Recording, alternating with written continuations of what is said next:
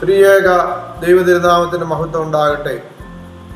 എത്രയും പ്രിയമുള്ള വിശ്വാസികളെ, ഇന്ന് 50 നോമ്പിൻ്റെ 4-ാം വ്യാഴം. ഇന്ന് സന്ധ്യയ്ക്ക് ഒരു വേദഭാഗം നമുക്ക് ചിന്തിക്കാം.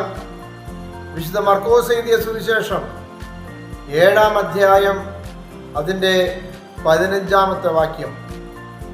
പുറമേ നിന്ന് ഉള്ളിലേക്ക് കടന്ന് ഒരുവനെ അശുദ്ധമാക്കുവാൻ ഒന്നിനും കഴിയുകയില്ല. എന്നാൽ ഉള്ളിൽ നിന്ന് പുറപ്പെടുന്നവയാണ് അവനെ അശുദ്ധനാക്കുന്നത്. ഇപ്പോൾ നോമ്പിൻ്റെ കാലഘട്ടമാണ്. നോമ്പ് നോക്കുന്നതിന് വേണ്ടി ചില ഭക്ഷണ സാധനങ്ങൾ നമ്മൾ വർജിക്കുന്നു, ഉപവസിക്കുന്നു. അപ്പോഴെല്ലാം നമ്മൾ ശുദ്ധമായിട്ടാണ് നോമ്പ് നോക്കുന്നതെന്നാണ് നമ്മളുടെ വിചാരം. എന്നാൽ ഇവിടെ കർത്താവ് പറയുകയാണ്, നിങ്ങളുടെ ഉള്ളിലേക്ക് പോകുന്നത് ഒന്നും നിങ്ങളെ അശുദ്ധമാക്കുന്നില്ല. കാരണം അത് ഉള്ളിൽ പ്രവേശിച്ച ശേഷം ഉദരത്തിൽ ആണ് അത് പ്രവേശിക്കുന്നത്. അത് വീണ്ടും വിസർജ്യമായി പുറത്തേക്ക് പോവുകയും ചെയ്യും. എന്നാൽ നമ്മുടെ ഉള്ളിൽ നിന്ന് പുറപ്പെടുന്നത് എന്താണോ അതാണ് നമ്മളെ അശുദ്ധമാക്കുന്നത് എന്ന് കർത്താവ് പറയുകയാണ്.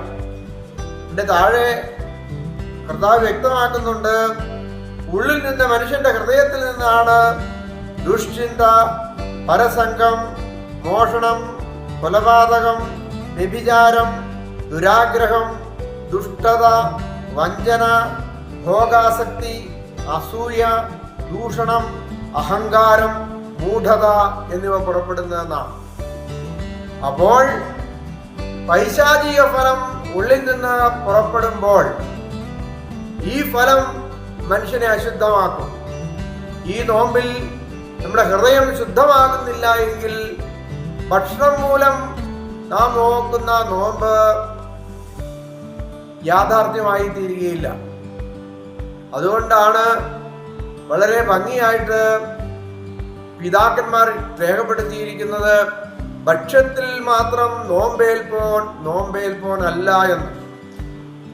അപ്പോൾ ദുഷ്ചിന്തകളെ ഒഴിയാതെ ഭക്ഷണത്തെ മാത്രം മേടിച്ചിട്ടുള്ള നോമ്പ് വ്യർത്ഥമായിട്ടുള്ളതാകുന്നു എന്ന് പിതാക്കന്മാർ നമ്മെ പ്രാർത്ഥിക്കുവാനായിട്ട് പഠിപ്പിച്ചു.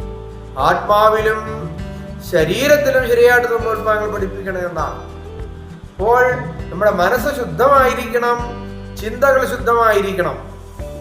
നാം വായിക്കുന്നതും നാം കാണുന്നതും നാം ചിന്തിക്കുന്നതുമായ കാര്യങ്ങൾ വിശുദ്ധമാണെങ്കിലേ നമ്മുടെ നാവിൽ നിന്ന് പുറപ്പെടുന്ന വാക്കുകൾ നല്ലതായി തീരുകയുള്ളൂ.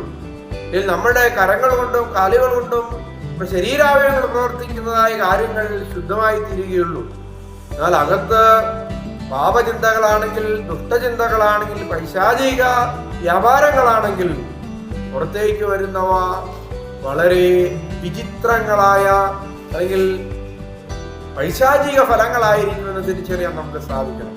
അതുകൊണ്ട് നമുക്ക് പ്രാർത്ഥിക്കാം, കർത്താവേ, നമ്മുടെ മനസ്സിനെ, ആലോചനകളെ, ബോധ മനസ്സുകളെ അവിടുന്ന് കഴുകണമേ. ഞങ്ങളുടെ മനസ്സിനെ ശുദ്ധീകരണം തരയണമേ. ഞങ്ങൾ ചിന്തകളെ ശുദ്ധമാക്കി തീർക്കണമേ. ഞങ്ങളുടെ ആലോചനകളെ പരിശുദ്ധമാക്കണമേ.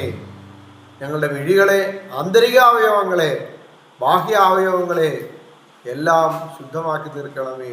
അങ്ങനെ ശുദ്ധമായി ആന്തരിക വിശുദ്ധിയോടുകൂടി നമുക്ക് നോറ്റ് വിശുദ്ധമായ പ്രവർത്തനങ്ങൾ ചെയ്യുവാൻ ഞങ്ങളെ സഹായിക്കണം. അങ്ങനെ ഞങ്ങൾ നാളെ നിനക്കും നിന്റെ പിതാവിനും പരിശുദ്ധാത്മാവിനും സ്തുതിയും സ്തോത്രവും സമർപ്പിക്കുവാനായിട്ട്